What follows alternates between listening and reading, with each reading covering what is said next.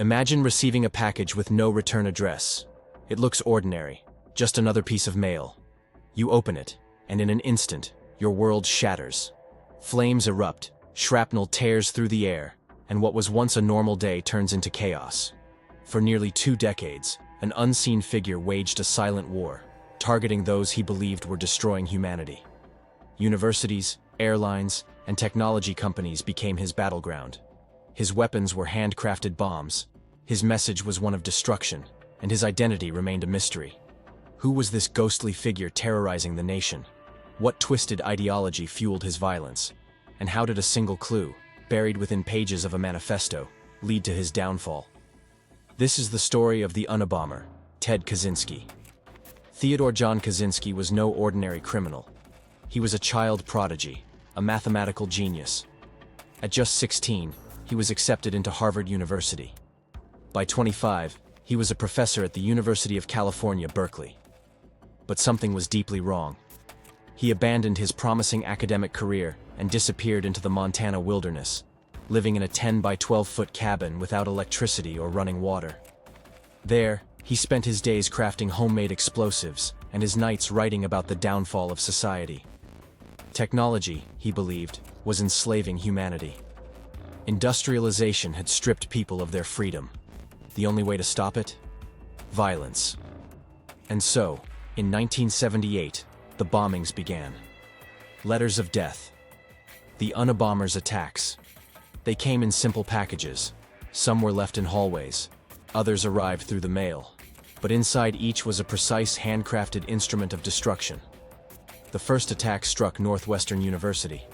A security officer opened an abandoned package. The explosion mangled his hands but spared his life. At first, investigators thought it was an isolated incident. They were wrong. Over the years, the bombs grew more sophisticated. Kaczynski built them meticulously, using wood, metal pipes, and even carved his own components by hand. He left false clues, fake fingerprints, misleading initials, to confuse law enforcement. In 1979, he nearly brought down an airliner. A bomb planted in the cargo hold of American Airlines, Flight 444 malfunctioned, but still filled the cabin with smoke, forcing an emergency landing. Had it detonated, 78 passengers would have perished. In 1985, Hugh Scruton, the owner of a computer rental store, found a mysterious box outside his shop. The moment he picked it up, it exploded. Shrapnel pierced his heart, making him the first fatality. A pattern emerged.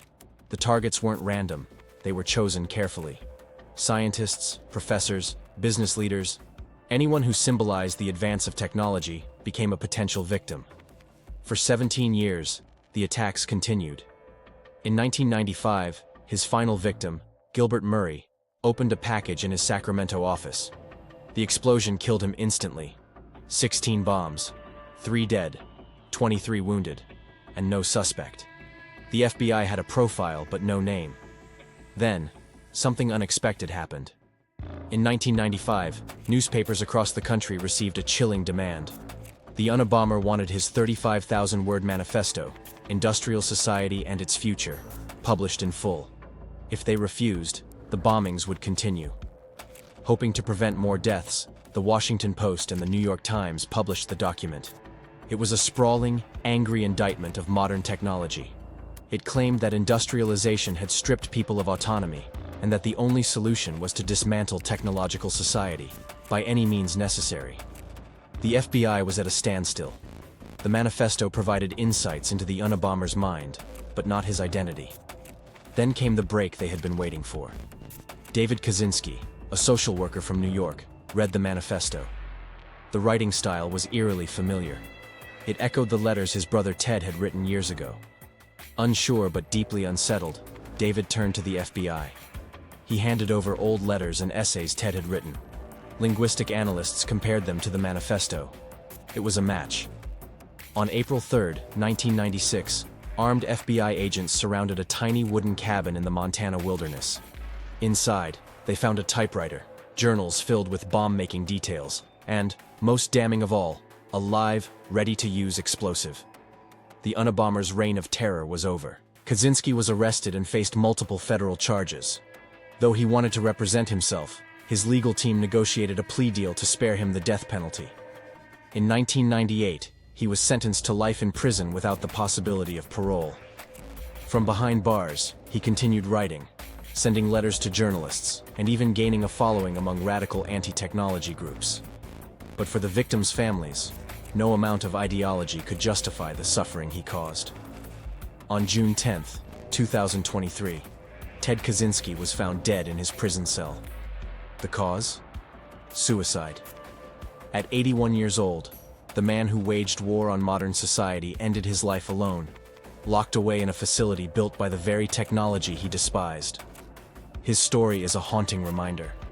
Even the most brilliant minds, when consumed by obsession, can descend into darkness. Some saw him as a prophet, others, a madman. But in the end, he was simply a murderer.